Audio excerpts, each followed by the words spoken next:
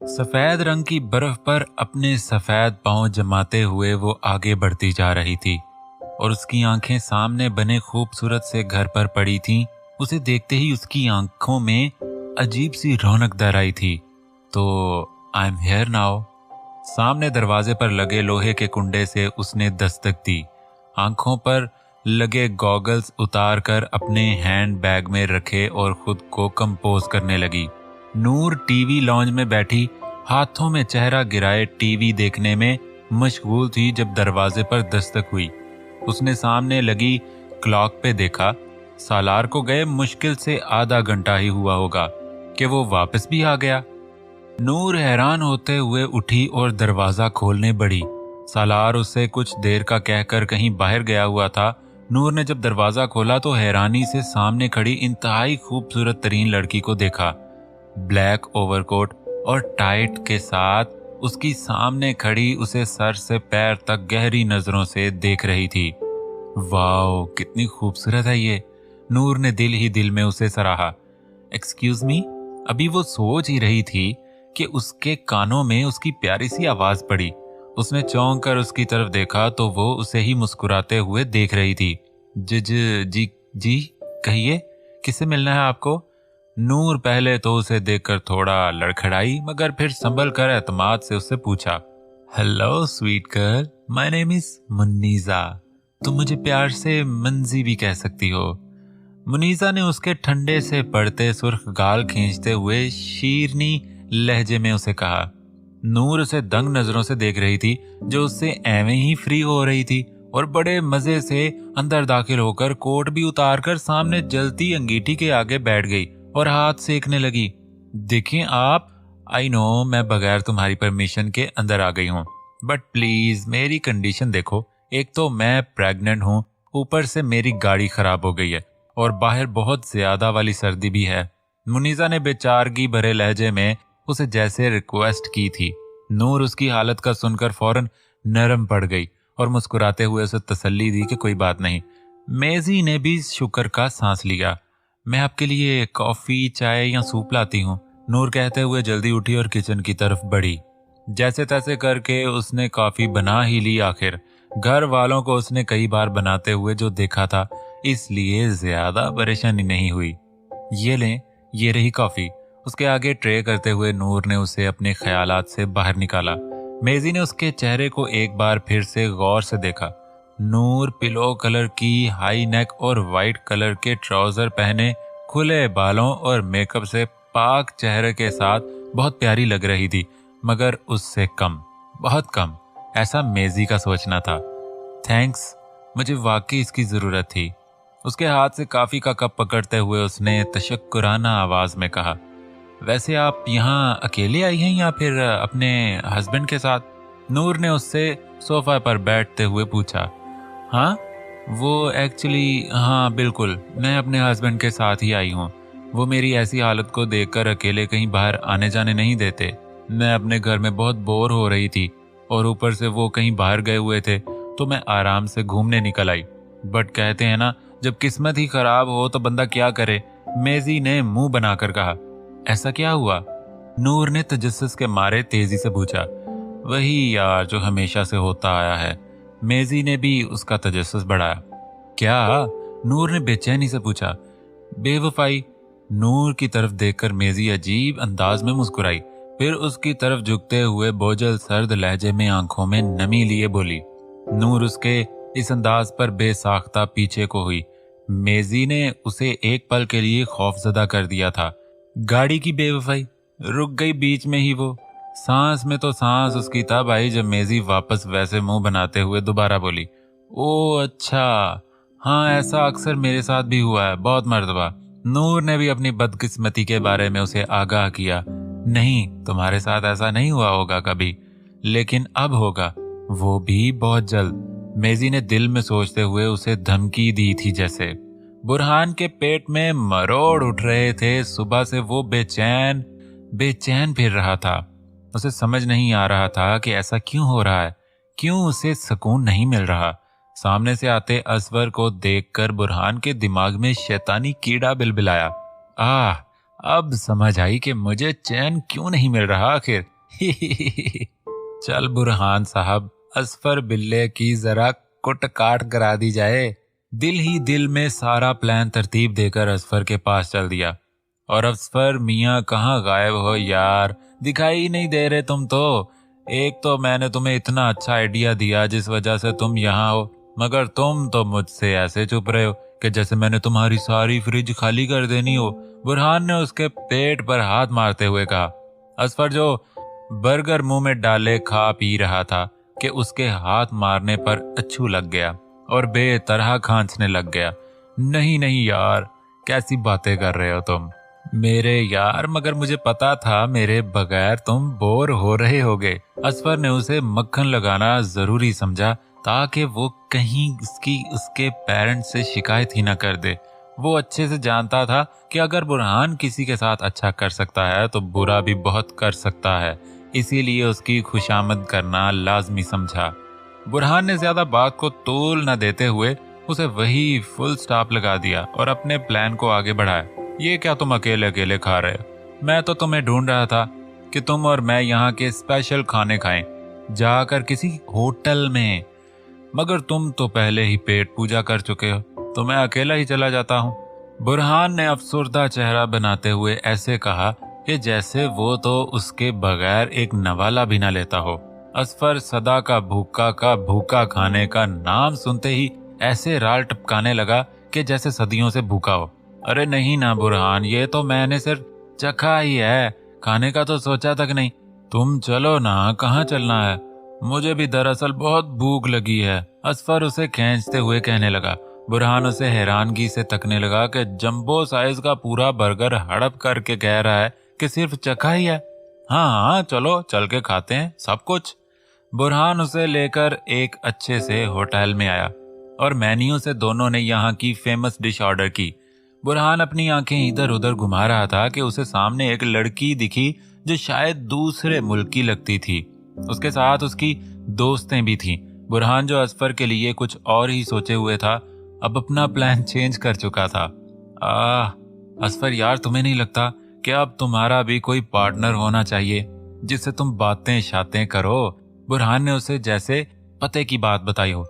यार क्यों जले पे नमक छिड़क रहा है? जानता भी है तेरे भाई को वो मोटा समझती है, हालांकि मैं मोटा नहीं, हेल्दी हूँ, खाते पीते घराने का लड़का। हाँ, असफर ने गरूराना अंदाज में गर्दन अकड़ा कर उसे आराम से बताया।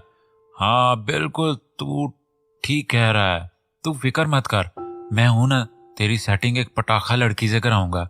ये सुनकर तो असफर की बांछें ही निकल आईं। अपनी खुशी में वो ये गौर ही नहीं कर सका कि बुरहान आज उस पे कुछ ज्यादा ही मेहरबान हो रहा है। यार, असफर तो खुशी के मारे गुंग ही हो गया।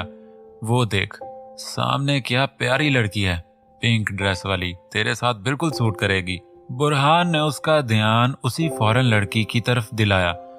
मगर यार, वो तो यहाँ की नहीं लगती। असफर उसकी खूबसूरती से मरूब तो बहुत हुआ, मगर सर खुजाते नुक्स भी निकाला। अरे पागल, ऐसी लड़कियां पिटाई बहुत, मेरा मतलब है कि पट बहुत जल्दी जाती है ना। तू रुक, मैं तेरी आज सेटिंग करवा ही दूं। बुरहान कहते साथ ही उठ खड़ा हुआ और असफर तो खुशी में सालन वाले हाथों से ही बाल सेट करने लगा। थोड़ी देर बाद बुरहान लड़की के साथ आता हुआ दिखाई दिया। असफर ने जब देखा तो नादीदा कॉलर दुरुस्त किया। बुरहान उसके सामने वाली चेयर पर बैठ गया और वो लड़की इन दोनों के दरमियान वाली चेयर पर बैठ गई। असफर, ये हांदे है। और हांदे? असफर। बुरहान ने इन दोनों का आपस में तारुफ करवाया। लड़की उसे अजीब नजरों से देख रही थी। असफर थोड़ा गड़बड़ाया, फिर बुरहान के इशारे करने पर संभल भी गया और एक अंदाज से बैठ गया जैसे कहीं का सेठ हो। फिर उसने देखा कि उसने बुरहान से कुछ कहा हो जिसका उसे बिल्कुल भी कुछ समझ नहीं आया। भाको गिबी गुरु नोयर सुनफिल, देखो ये तो किसी हाथी की तरह लग रहा है। उसकी बात पर बुरहान ने बमुश्किल अपना कहकहा जब्त किया। क्या कह रही है ये बुरहान? असफर बेचैनी से उससे पूछने लगा क्योंकि वो बिल्कुल भी इसकी जुबान नहीं समझ पा रहा था। ये कह रही है कि तुम बिल्कुल जहान की तरह लग रहे हो। हैं? ये जहान कौन? असफर ने मुंह में डाले हुए चिकन पीस के साथ अजीब आवाज में बोला, जिससे उस लड़की को कराहियत महसूस हुई, क्योंकि बोलते हुए उसके मुंह से खाना भी बाहर को निकल रहा था, जैसे वो उससे पनाह मांग रहा हो। तुझे नहीं मालूम? भूल गया तो उसे? यार ना कर। च च च च च च मुझे तुझसे ये उम्मीद तो बिल्कुल भी नहीं थी। बुरहान ने अफसोस करते हुए कुछ ज्यादा ही दुख भरे लहजे में उससे कहा कि असफर को वाकई में लगा कि उसने कोई गुनाह कबीरा कर दिया है। अब बता भी दे बुरहान यार, क्यों सस्पेंस क्रिएट कर रहा है? जानता भी है कि सस्पेंस मुझसे आजम नहीं होता। अब तक बोटी मुंह में ठोंसते हुए असफर ने उसे अपनी गोल मटोल आंखों से देखा। यार वही जहान, मिशा का हीरो जहान, जिसके जिक्र से वो तुम्हें अक्सर चिढ़ाती रहती है। बुरहान ने तासुफ से सर इधर से उधर मारते हुए ड्रामाई अंदाज में कहा। यही मिला था इसको क्या? और बाकी हीरो मर गए थे जो इससे मिला दिया मुझे। और इसे कैसे पता उसके बारे में? क्या हमारे हीरो बाहर के मुल्क में भी मशहूर हो रहे हैं? क्या बात करते हो यार असफर, तुर्की में ही तो रहता था वो, तो उसे कैसे नहीं मालूम होगा उसके बारे में? हाँ ये तो तू ठीक कह रहा है, मैं भी ना कितना पागल हूँ। बेढंगे अंदाज में हंसते हुए बोला। वो तो तू है बिल्कुल। ये क्या कह रहा है? उस लड़की ने फिर से बुरहान से पूछा।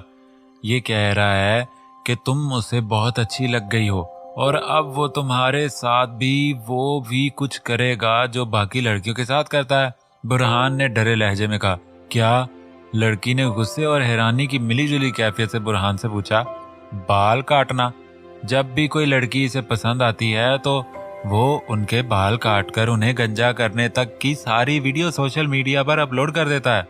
बुरहान ने दिल ही दिल में असफर पर हंसते हुए उसके बारे में गोहरे अफशानी कर रहा था, जबकि वो तो खाते हुए ऐसे शर्मा रहा था कि बुरहान उसका रिश्ता पक्का कर रहा हो। क्या? लड़की जोर से चीखी, जिससे बुरहान तो क्या असफर भी डर गया। असफर ने तो बाकायदा अपने दिल नाजुक पर ही हाथ रख लिया था। उसकी इतनी हिम्मत कि ये मेरा सर गंदा करेगा? मेरा? उससे तो मैं सीधा करती हूँ। अरे अरे अरे ब्यूटीफुल लेडी, गंदा नहीं गंजा गंजा। यस यस वही वही। उस लड़की ने अपने पर्स से एक कैंची निकाली और फिर अपना मोबाइल बुरहान के हाथ में दिया मूवी बनाने के लिए। और फिर कैंची थी, बुरहान के कह कहे थे और असफर बेचारे की चीखें। ये घर बहुत खूबसूरत है यार, मेजी सत्ताईशी आवाज में उससे कह रही थी। नूर तो बस खुशी खुशी अपनी नादानी में उसे थैंक्स ही किए जा रही थी। उसे यहाँ पर काफी वक्त बीत चुका था और इतनी देर में ये दोनों फ्रेंड तक बन चुकी थीं और अपने अपने नंबर्स का तबादला भी कर लिया था आपस में। मिंजी आप यहाँ आई, मुझे बहुत अच्छा लगा, नूर ने मसरूर लहजे में उससे कहा। नूर भी अकेली बोर हो गई थी, मगर फिर उसकी वजह से वो काफी अच्छा फील कर रही थी। Oh you so sweet my girl. Minji ने भी उसे अपने गले लगाया और फिर चंद बातों के बाद उससे अलविदा लेते हुए वो वहां से निकल गई और तेजी से दूर खड़ी कार में बैठकर वहां से चल दी कि अब बात बर्दाश्त से बाहर हो रही थी। उसने जितनी बातें जाननी थी वो जान चुकी थी। मेजी ने अपने खास बंदे से सैली की लोकेशन और कुछ इन्फॉर्मेशन देने का कहा था। उसी से उसे उसके बारे में ये सब पता चला था। पहले तो उसे यकीन ही नहीं आया था, मगर फिर उसने अपनी टोन में आते हुए दिमाग से सोचा और इसी सोच के तहत वो दिए गए एड्रेस पर पहुंची थी। इसी आदमी ने लोकेशन ट्रेस करके उसे बताया था कि सैली इस वक्त वहां नहीं है। नूर से मिलकर वो इतना तो जान चुकी थी, ये चिड़िया उसका कुछ नहीं बिगाड़ सकती। ये तो बहुत सीधी सादी टाइप थी, बेइंतहा बेवकूफ। सैली तुमने मुझसे बेवफाई करके अच्छा नहीं किया, बिल्कुल भी अच्छा नहीं किया। अब उसका खमियाजा तो तुम्हें भुगतना ही पड़ेगा। तो चलो लेट्स द गेम बिगिंस। बेइंतहा हंसते हुए उसकी आंखों में पानी आ चुका था। वो जुनूनी होकर हंसे जा रही थी और गाड़ी फुल स्पीड पर मरी की खतरनाक सड़कों पर चला रही थी। यार ये मेजी कहाँ है? कब से फोन कर रहा हूँ, उठा ही नहीं रही। मिकाइल कब से उसे फोन मिलाने के चक्करों में परेशान हुआ बैठा था। यार क्या मुसीबत गले डाल ली है मैंने। अभी वो उसे ही कोस रहा था कि उसके फोन पर मेजी का मैसेज मौसूल हुआ। Come to my room now. आंखें फाड़े वो बार बार उसके मैसेज को देख रहा था कि आया ये सच है कि रात के 12 बजे वो उसे अपने रूम में बुला रही है। जल्दी जल्दी अपने बालों में हाथ फेरता हुआ वो अपने रूम से बाहर निकल गया। मिकाइल जब उसके रूम में दाखिल हुआ तो सामने खड़ी लड़की को देखकर हैरान रह गया। मेजी, ये तुम, क्या हुआ है तुम्हें? ये क्या हालत बनाई हुई है तुमने? मिकाइल उसकी तरफ बढ़ते हुए कह रहा था। मिकाइल, उसने मुझे धोखा दिया। मुझे मेजी को, अपनी बीवी को।